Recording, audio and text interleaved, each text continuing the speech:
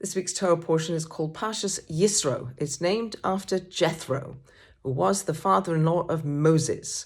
He was a pagan priest. He was very revered and he had a lot of wealth.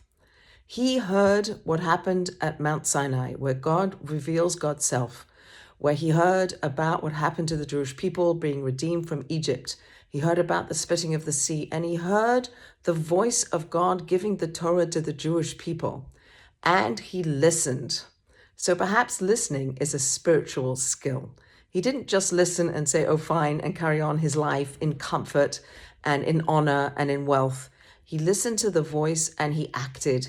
He joined with the Jewish people. He came to find out and to connect to this momentous event. He heard and he acted in response to what he heard. Every day we understand there's a bas kol, a heavenly voice that comes down and speaks to each one of us.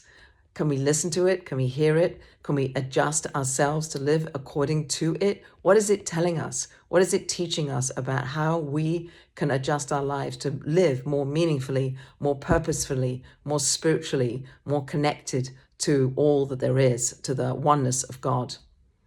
There's a story told about Rabbi Akiva, who at the age of 40 was an unlearned man. He did not know any Torah.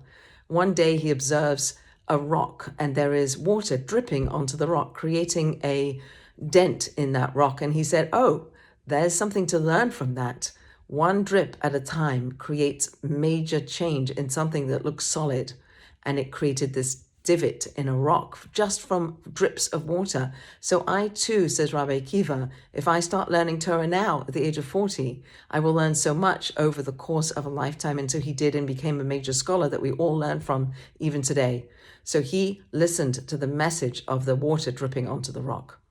So that's one message. The second message is that Yitro was able to rejoice in the fortunes of the Jewish people. They were redeemed from Egypt, as we know, and they got the Torah, and Jethro was able to rejoice and bless God and say, this is the source of blessing from God for something that happened to another people, not to himself, but to the Jewish people. And what a lesson there is to learn in our capacity to be joyous for other people and other people's success. And Jethro is the first one to say that very well-used term in the Jewish world, Baruch Hashem, blessed is God, God who is the source of all blessing.